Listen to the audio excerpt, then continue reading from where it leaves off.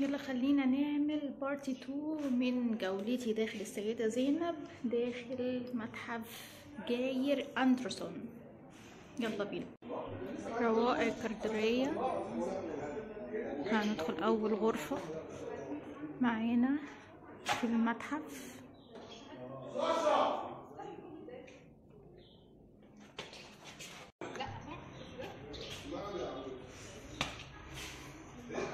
اشرب اجيب جوه؟ لا.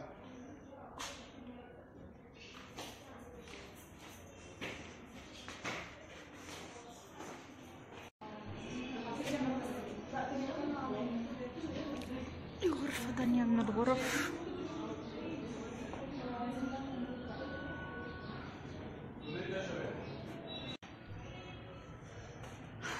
أصعب حاجة في المكان دوت السلالم.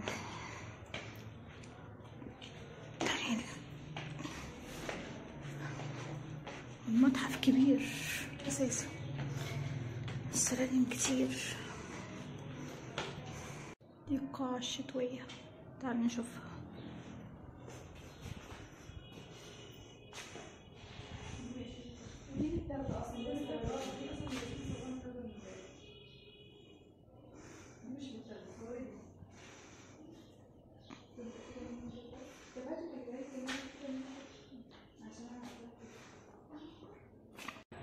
ده مكان غرفة اسمها الحرم الكرياتية.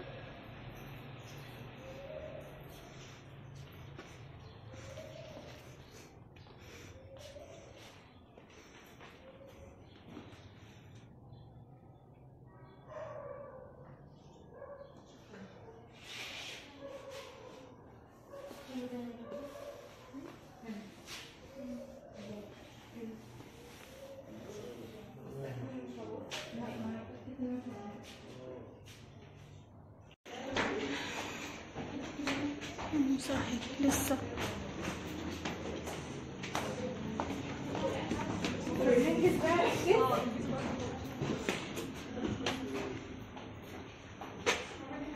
هيدا معالق جهاز العروسة ده بنيش.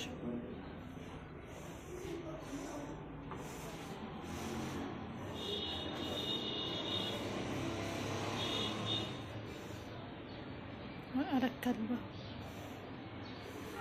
شوفوا دي غرفة ايه دي؟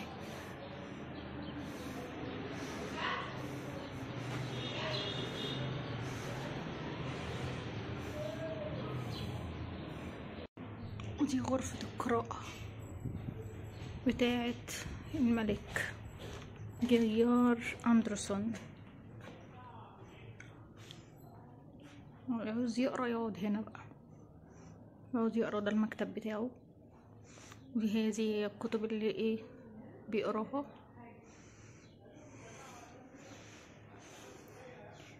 وكان بيقعد على المنضدة دي.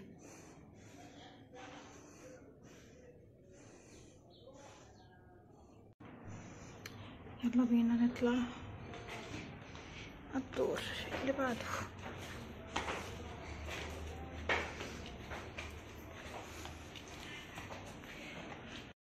دي الغرفة الهندية.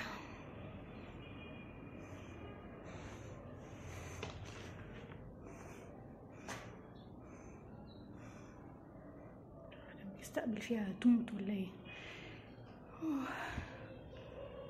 التعب اللي انا فيه ده.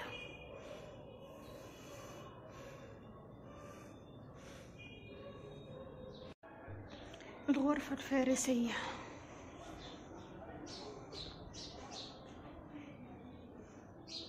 ايه ده، ابو الهول ده ولا ايه؟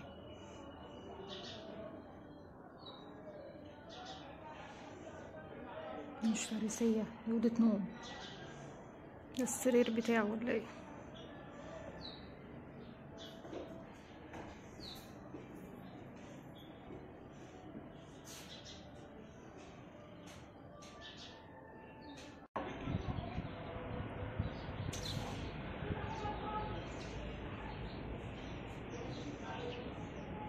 هو جاي بيقول لي والله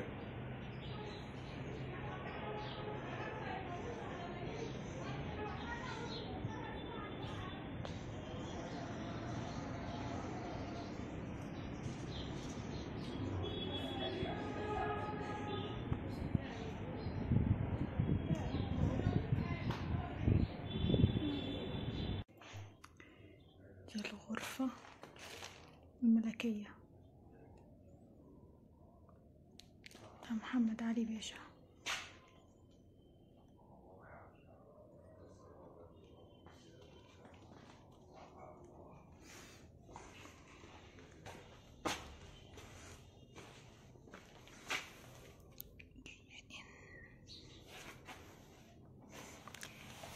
كيوبيد الحب.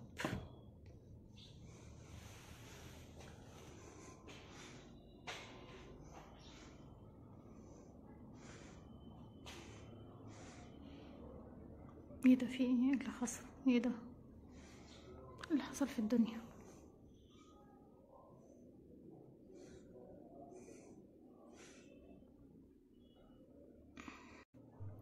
الغرفة الصينية. الصين ديكوريشن.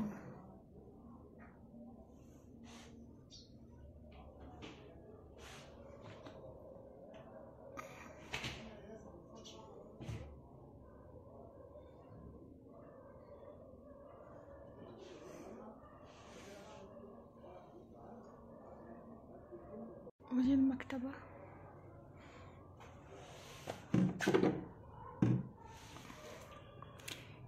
استئذان العظيم.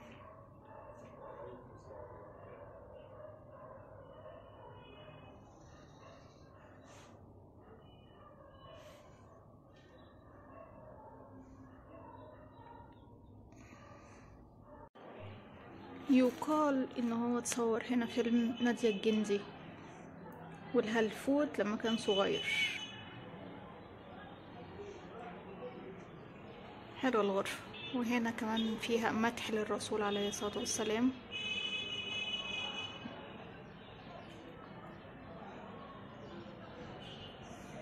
غرفة حلوة. تعالى بقى نشوف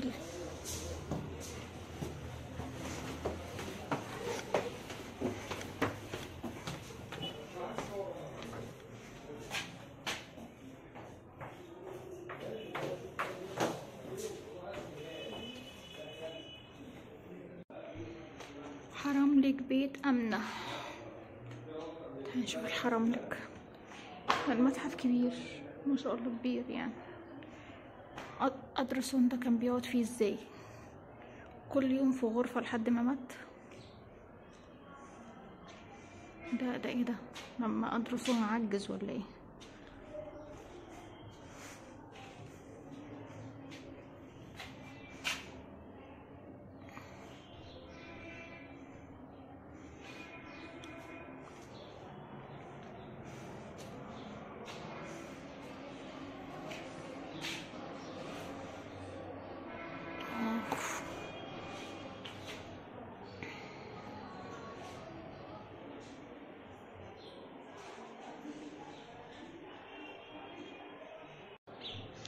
اهو. يا رب الممر ده يودينا في حتة. ايه ده؟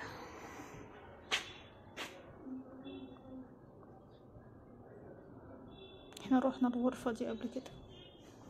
ماشي. هي دي كده اخر غرفة خلاص؟ اخر غرفة في الجناح ده. الجناح ده اسمه امنة بنت سيد. هو في ايه تاني؟ هنروح فين تاني؟ في قاعة، بص من الشباك ده كده في اجمل قاعة تحت، قاعة الاحتفالات اللي من الشباك دي. قاعة؟ بص من الشباك كده القاعة اللي تحت انت لازم السلم بقى تنزل لها. هو مش عارفة ديت انا روحتها دخلتها اساسا ولا لا. دي غرفة قاعة الاحتفالات.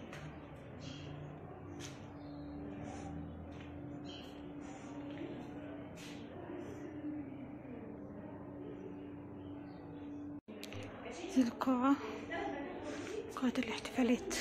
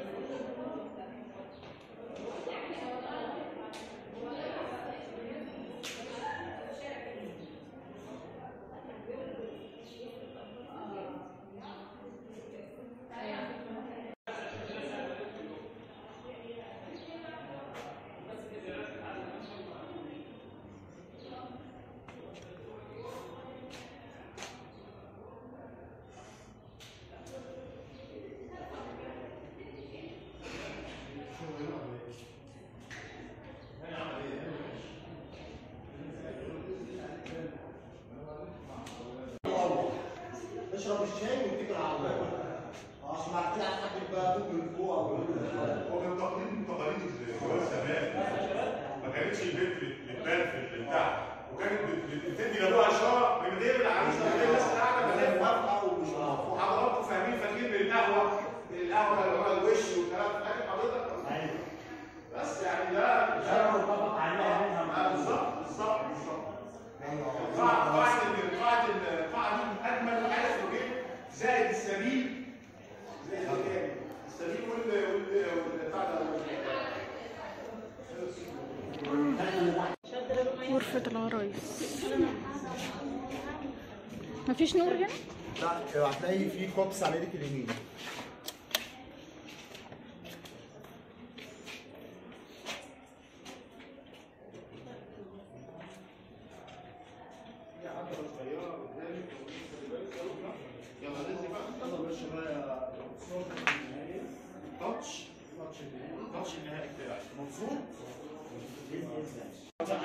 غرفة الولادة.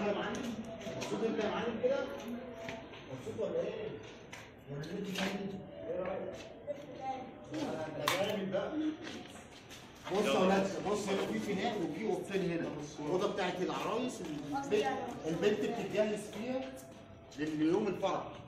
في الحاجات بتاعت البرفيوم بتاعها اللي هو بتاع المواضيع والعطور، وفي البرس اللي بيلبسوها في ايديهم دي والبراسليت اللي والفار في ايديهم ورجليهم.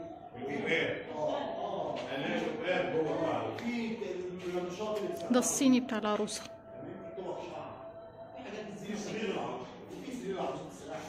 بعد كده في غرفه ولاده، غرفه ولاده في كرسي. اتجوزنا خلاص بقى؟ نخش على المصيبه بقى.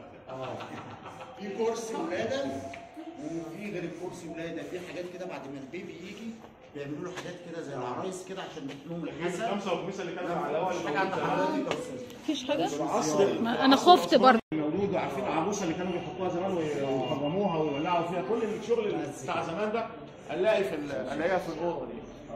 وهنلاقي الكرسي ما كانش فيه زمان وسائل الولاده الحديثه اللي هي موجوده دلوقتي، اللي هو السرير فكان الكرسي اللي كان بيدوم العريس يعني ده زي خروج نفسي اشوفها من زمان كتير عليا.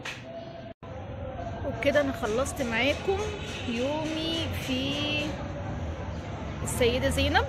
يا رب الفلوج يكون عجبكم، وانتظروا ان شاء الله فلوج جديد في يوم جديد. اشوفكم على خير. باي باي.